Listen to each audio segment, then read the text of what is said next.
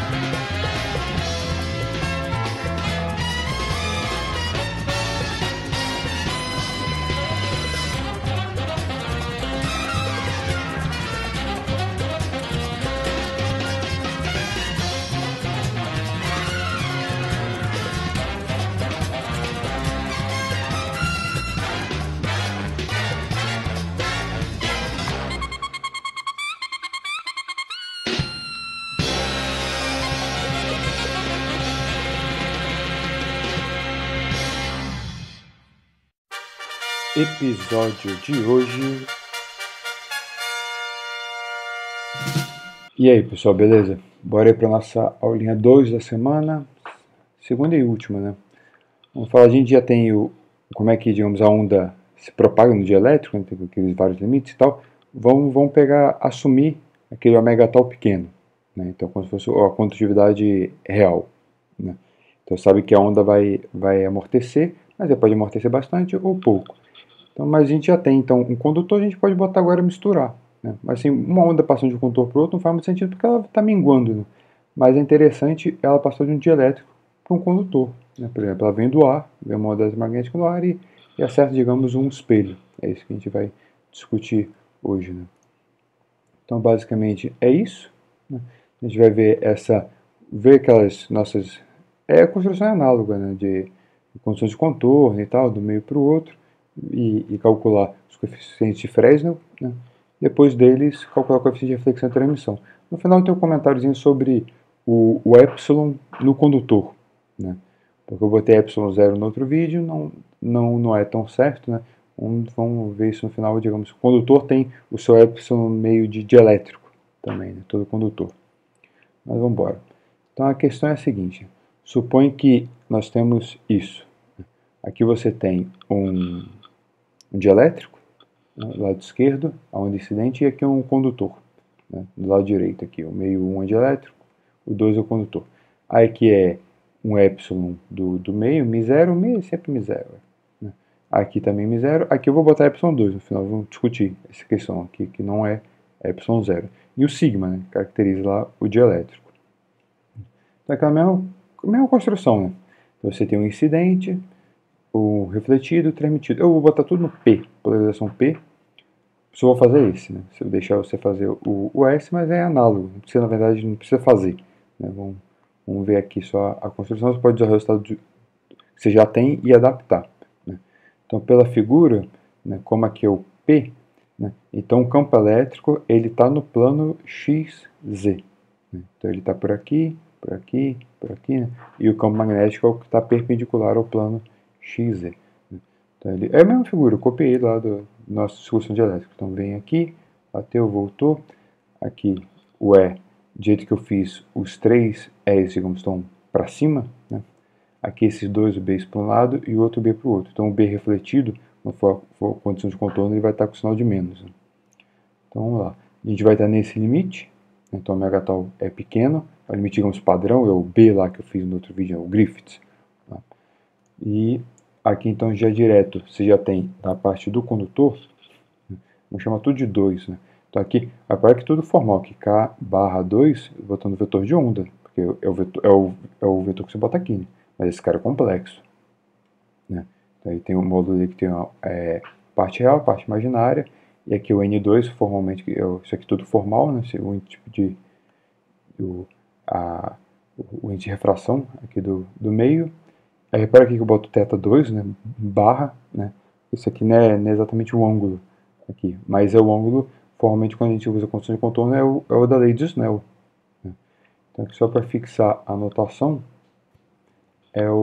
aqui só repetindo outro vídeo, né, a parte real, a parte imaginária, e aqui você pode ter os limites, né, esse cara ser grande, ser pequeno, e por aí vai. Né. Então a condição de contorno, de lá, é para que você, por exemplo, uma delas aqui, acho que essa daqui a gente tirou a ótica geométrica, né? Então aquilo sai, digamos, tudo algébrico, né? Então aquele é o isso aqui, esse produto escalar disso é igual a isso, igual a isso. Isso que a gente chama lá de lei de Snell. Então por isso que o que eu estou chamando assim, θ 2 barra, é que isso vezes isso é módulo disso, cosseno θ 2, né? Barra. Então daí vem, digamos, o Snell. Então beleza. Então vai pegar essa constante de contorno, que é padrão, né? Aqui, essa relação a gente já tem, né, que o B2 aqui para o condutor, né, o barra e o C, e ok. Então, formalmente pelo desenho, né, que a gente está pegando lá, a constante de contorno é a mesma, não muda nada. Então, esse daqui é isso. Você pegou, todos são na mesma direção, né? Então, aqui é o cosseno, o cosseno, o cosseno, né, do ângulo correspondente, né? Até aqui é o mesmo ângulo θ1, e aqui esse ângulo formal aqui, θ2 barra. E esse daqui, o misério você pode cortar, né? O paralelo, ele então você vai ver o paralelo ao... Ele já está no paralelo, é o paralelo ao plano x, y, né? O plano z igual a zero. Né? Então um B está para um lado, o refletido está para o outro, né? E esses dois estão do mesmo lado, então aqui tem o sinal de menos. Aqui, digamos, o índice de refração é o barra, número 2. Então é o mesmo cálculo formal, porque o que a gente escreveria está tudo igual, né? Só botei barra nos casos no condutor. Mas o problema é que esses casos são todos complexos. Mas não tem problema, porque tudo aqui a priori é complexo. Essas amplitudes são complexas. Né? Então, você faz a conta para polarização P, eu nem vou fazer a conta de novo, só botando o resultado. Estou botando tudo barra, né, para dizer. Então, o beta barra é a razão dos N's, aqui com barra, né? E esse alfa também estou botando barra porque esse cosseno aqui é barra. Né? Isso aqui não é um cosseno mesmo de um ângulo. Né? Isso aqui, θ2 barra, né, é 45 graus. Né? Esse cosseno θ2 barra é um número imaginário. Né? Então, por exemplo, como é que você sabe que número é esse? Né? Porque o seno de θ2 barra, ele é o cara que vem do Snell. Né? Então, esse cara daqui, a gente já sabe que o N2 barra tem relação com K barra, K2 barra. Né? Então, aqui, escrevendo ele é K2 mais I kappa, e o ômega sobre C. Né? Então, beleza, você pode aqui tirar a parte real imaginária, multiplica e divide, né? Então, só para ter direitinho. Então, essa aqui é a parte real do seno θ2 barra, e aqui é a parte imaginária do seno θ2 barra. Se kappa é zero, tudo fica no esquema. Agora, o que é o cosseno ali? A definição daquele cosseno é raiz de um menos seno quadrado. Então, pega essa tranqueira e bota aqui, né? Então, eu peguei esse cara daqui. Repara que eu escrevi explícito, né? Para ter pelo menos guardado isso. Então, aqui 1 menos esse cara ao quadrado, ó. A parte real desse cara ao quadrado é isso aqui ao quadrado menos esse cara aqui ao quadrado. Então, aqui o quadrado, K2 quadrado menos K ao quadrado. E tem o cruzado duas vezes, né? Um vezes o outro. Aqui é menos, como aqui tem sinal de menos, então é mais. Isso aqui, né? Então aqui é a parte imaginária, aqui é a parte real e tem esse cara aqui. Disso daqui, a priori isso aqui pode ser, sei lá, vamos supor que se isso daqui for maior que 1, né? Isso aqui tudo fica negativo. Então ainda tem a questão aqui do... Você pode tirar um i aqui fora, né? Parece um outro i. Um menos aqui fora, parece um outro i, mas tudo bem. É isso aqui o resultado. Então, para registrar, né? O alfa, ele é o cosseno θ2 cosseno θ1, então cosseno θ2 barra, tudo está aqui.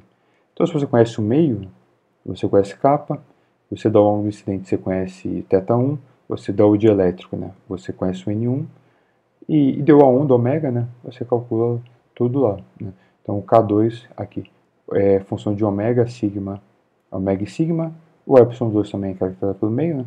Então, se você dá os meios, você tem tudo aqui, né? É só dar o ângulo, né? Então, a única coisa que muda é o ângulo. Você dá a entrada, né? E aí, então você tem o alfa barra e o beta barra. Certinho. Aqui eu nem... Ah não, aqui é só deixar o K2 e o kappa. Tá tudo certo, tudo aqui. Registrado. Então vamos ver alguns limites, né? Esse é o limite... É só esse aqui que a gente vai analisar. Na verdade, acho que o Griffiths faz... Em padrão, eles fazem para o ângulo incidência normal. θ1 igual a zero. Eu vou fazer mesmo o limite, mas eu não vou considerar necessariamente que o θ1 é zero. Mas ele tem que ser pequeno, senão isso aqui não é fácil ver que não, ele não pode ser perto de 90, né? Senão vai furar. Mas se a incidência é quase normal, né? Então o θ é pequeno, θ1, e esse cara aqui é verdade, né? A gente já viu que seria um bom condutor. É o limite que a gente até viu na outra vez. Então o K e o kappa eles são análogos, né? o ângulo lá de defasagem é 45, né? Eles são mais ou menos a mesma coisa, isso daqui é um número grande. Aí o alfa fica assim. Tá vendo? Porque se eu faço K2 igual a capa, K2 igual a capa aqui, zero. Então fica só aquele parte imaginária aqui. E pela nossa hipótese, repara que esse cara aqui divide, ó, sigma, ômega e o epsilon. Então isso aqui é pequeno. Então, na verdade, se o θ1 é zero, aqui não tem nada. Né? Mas se ele não é zero, aqui, porque na verdade isso aqui não vai servir para nada, porque isso aqui é uma correção segunda. Né? Isso aqui você pode jogar, vamos ver que a gente pode jogar esse cara fora. Mas quer dizer, isso aqui é para esse cara pequeno. Né? Então, cosseno θ1 e tal. Agora o beta, no lugar do... Aqui era K mais kappa. Eu botei K igual a kappa, botei ele em evidência. Botei aqui o que ele é. Tinha um C aqui, uma coisa, um C multiplicando e um ômega dividindo. O C cortou, o ômega dividindo, repara que esse ômega aqui é na raiz, agora aqui caiu na raiz. Ficou isso. Então beleza, você tem o alfa e o beta. Né? Eu vou precisar de 1 sobre beta. Então nessa aproximação que eu fiz, escrevi 1 sobre beta, só inverti aqui, né? Esse cara ficou dividindo, 1 mais i. Aí eu multipliquei e dividi por 1 menos i. Aí embaixo ficou, em cima ficou menos i, embaixo ficou o módulo desse cara, que é 1 mais 1. Né? Módulo quadrado. Então deu 2. Então como é que vai ficar? Inverteu, então esse raiz de 2 subiu, só que divide por 2, então o raiz de 2 cai. Então tá certinho. Por quê? Então, assim, porque o alfa a gente viu que ele é 1 mais um cara pequeno. A questão é que o beta, esse cara aqui, ó, esse cara é grande. O sigma, vamos pensar que o sigma é grande. Então o beta é grande. Então, quando eu vou substituir aqui, é ruim botar assim um cara grande. Então eu vou multiplicar e dividir aqui por beta, multiplicar e dividir por beta. Então eu tirei o beta, cortou o beta, e agora ficou esse cara é 1 mais um cara pequeno, e o beta é grande, né? Então 1 sobre beta é pequeno. Então aqui a gente pode expandir ao redor desse cara aqui. Né? Então como esse daqui é um fator pequeno, eu vou expandir isso aqui é 1 mais x, isso dividindo, isso é 1 menos x multiplicando. Esse cara daqui, o sinal tirou o sinal de menos fora, né? Então ficou 1 menos alfa beta, 1 menos alfa beta. Então 1 menos alfa beta ao quadrado, que você vai em primeira aproximação, né? Então o quadrado é o 1, tem menos 2 vezes um vezes o outro, né? Menos 2 alfa beta, e o quadrado segundo que eu estou desprezando. Então esse cara ficou menos, aqui tem o... Aqui eu comi o sinal, né? Desculpa, né? Então aqui está errado. Aqui está certo, né? Só que é tudo isso menos 1. Para o nosso resultado físico não vai fazer diferença, porque é o quadrado. Mas aqui isso aqui é menos r barra. Né? Então se você volta ali, né?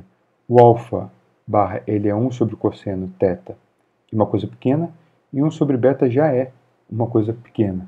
Então qualquer coisa que ele já... Na verdade, aquela aproximação que ele quer que escrever mais do alfa, ele é relevante, né? Porque ele é segunda ordem. Aí eu tenho que expandir o beta até mais 1. Esse 1 sobre beta até mais 1 para eles terem a mesma ordem. Aí cada um vai dar uma contribuição. Né? E aqui eu estou longe de π sobre 2, porque, repara, eu estou assumindo que esse cara é pequeno. Se eu estou perto de π sobre 2, o cosseno de θ1 vai a zero. Né? Então esse cara não tem como ser pequeno. Né? Então, isso aqui é a ideia do ângulo ser quase incidente. Então, beleza. Volta lá para o R. Ele ficou isso daqui, né? O que eu estou escrevendo aqui que é 1 sobre beta, do slide anterior, a parte real e a parte imaginária. Né? Lembrando aqui que tem um sinal total errado, né? Então isso aqui é menos R barra. Ok, tá aqui bonitinho. Agora que a gente vai precisar do coeficiente de reflexão, é o módulo quadrado, agora que o sinal não importa mais. Então o módulo quadrado, esse cara é um número complexo, então o módulo quadrado é isso ao quadrado mais isso ao quadrado. Né? Então isso ao quadrado mais isso ao quadrado. Esse cara vai ficar sem a raiz. No quadrado desse também tem um cara sem raiz, mas esse cara eu estou jogando fora, porque a primeira correção mesmo é o cruzado aqui, né? Que vai ficar esse cara com a raiz. Lembrando que esse número daqui é um número pequeno, porque o sigma, o sigma dividido por epsilon ômega é grande. Né? Então, na verdade, só interessa esse aqui, o cruzado, que é 2 vezes. Então, 2 aqui eu botei dentro da raiz, ficou 4, com esse 2 ficou 8. Então, ficou aqui. Esse é o resultado. Então, esse aqui é o coeficiente de reflexão. Repare que esse aqui é um número pequeno, né? Então é quase 1. Nessa hipótese, um bom condutor. Então a transmissão, obviamente, é 1 menos... Aqui eu comi, aqui tem um R, né? A reflexão. Então ele é só esse cara daqui, né? Que é pequeno. Para incidência normal, né? Seria o θ1 igual a 0. Então aqui é só botar 1, né? Isso daqui é o... Vou botar até aqui. Isso aqui chama de relação Hagen-Rubens. Vem nos livros, né? Acho que o Griffiths vem, o Heights também tem. Então eles já assumem que θ1 é zero, de hipótese, né? Mas ele fica, a conta mesmo não precisa fazer θ1 igual a zero. Ele só não pode ser muito grande, né? Então, beleza. Só para você ter uma margenzinha que você pode mexer um pouquinho no ângulo e ver que essa aproximação ainda está beleza. Desde que isso aqui tudo ainda seja pequeno, né? Então a aproximação está boa. E aqui é uma parte interessante, né? Para que se a condutividade é muito alta, digamos, um espelho, o que eu vou chamar um condutor perfeito, né? Esse cara daqui é muito grande, então esse cara daqui sumiu, né? Essa correção é desprezível, aqui sumiu, então a reflexão é 1, a transmissão é 0. Né? Isso aqui seria um espelho perfeito. Né? Aqui você tem a ideia de um espelho. Então você jogou uma onda no condutor, você está no meio dielétrico, no ar, aqui, digamos, vácuo. Ela chegou no condutor, ela praticamente não passa nada, então volta tudo. Né? Então você tem o seu reflexo. Né? Esse daqui é a descrição de um espelho que a gente está fazendo. Um espelho é uma película de prata. Realmente, né? Então aqui, né, exatamente para prata, eu acho que agora eu achei os valores certos, eu fiz essa conta aqui, mas tem que dar um ômega. Né? Eu botei, em termos de comprimento de onda, 500 nanômetros. É o verde, para ser no visível. Eu botei 500 porque o visível é mais ou menos 350 a 750. Né? O vermelho de um lado, o violeta do outro. Eu botei mais ou menos assim no meio, para dar uma ideia. Olha, realmente, a aproximação está boa. Né? Ele deu 0,06. Né? Então, para uma incidência normal, a única questão aqui é o epsilon. Eu botei epsilon 0. Talvez o epsilon seja exatamente esse. Né? Talvez tenha uma modificação para prata mesmo, para essa frequência. Né? Aqui talvez uma correçãozinha que estou assumindo que é pequenininha. Então aqui deu, olha, mais quase 93,5% e foi voltando. Então você tem um bom reflexo. Né? O que bateu, voltou. A ideia de um espelhinho bacana. Então agora você já entendeu porque acho que aqui talvez parece meio estranho. Assim, o condutor é o cara que carrega, né? Mexe, o elétron sai andando por aí, mas digamos, uma onda eletromagnética, um campo elétrico oscilando, não, né? Esse campo não se propaga no condutor. Então você bate nele e ele te devolve de volta. Então por isso que ele é bom para refletir, né? A ideia. Você tem um espelhinho. Então você já aprendeu como é que funciona um espelho. Tem uma liçãozinha bacana para esse curso já. E só para falando do epsilon 2, que eu estava comentando, porque esse cara no condutor, a gente estava começando, o condutor também tem um epsilon, que ele não é necessariamente o do vácuo. E eu vou dizer, mas como é que você calcula isso? É porque a gente está analisando a parte do condutor, o elétron livre. Né? Vamos supor que você tem um átomo, uma rede da forma de átomos, esse átomo tem Z caras, e então ele tem, digamos, X elétrons de condução livres. Né? Então ele tem Z menos X elétrons presos no átomo. Então os elétrons passeiam e o átomo quando fica como se fosse um íon, né? De carga positiva Z menos X. Então quando você vê o seu modelo, digamos, completo, você tem que ver a parte, você tem o seu campo externo, né? Então você tem que fazer análise para você tem um núcleo ali de uma carga Z e Z menos X elétrons oscilando. Né? Então você tem que fazer aquela lógica lá do condutor. Né? Então esses caras têm um momento de polo. Né? Ali está a sua origem, então o seu momento de polo vai ser a carga do elétron e a distância que ele está do núcleo. Né? E tem aquela mesma construção que a gente fez lá para o dielétrico. E os livres têm aquela construção que a gente fez para o condutor. Né? Então, na verdade, a única diferença daquela parte do dielétrico é que essa soma daqui, ela não é Z, né? Porque, digamos, seria Z menos X, só os elétrons que oscilam. E cada um tem uma frequência lá de oscilação. Na verdade, essa polarização é feita de dois termos, que a gente analisou só um e depois só outro. Né? Então, esse cara vamos chamar de D, né? Polarização de elétrica. Né? E o outro seria a polarização do condutor. Né? Então, vamos pegar aquela abordagem dielétrica que a gente fez no vídeo anterior. Né? Então, quando você faz joga tudo pro vetor de deslocamento, pro D, né? Então ele teria isso. Né? Aí esse pedaço aqui, esse P e esses dois, só que esse pedaço, que é proporcional a E, né? Eu vou juntar com E aqui primeiro, isso aqui que é o meu epsilon do meio, que seria esse cara aqui, igual a gente fez na construção de elétron. E esse pedaço aqui ainda está sobrando. Né? Aí, a partir daqui, você faz a conta que a gente fez pro condutor, né? Aí esse cara aqui vai dar uma outra correção, digamos. Mas então é isso, né? Então esse é o epsilon aqui que você vai botar no seu dielétrico. Ou, desculpa, esse é o epsilon do seu condutor, né? Digamos, seria a parte dielétrica do seu condutor. Então foi isso para essa semana, galera. Opa, foi ainda não, só para marcar aqui que esse aqui, né? Ainda faltava aqui, que agora esse cara daqui é o seu epsilon barra que a gente fez a continha toda lá na parte lá do dielétrico, da parte do condutor que a gente fez no vídeo anterior, tipo na abordagem dielétrica, né? Então agora sim, galera. Valeu aí. Fui até na sala 5, né? Valeu.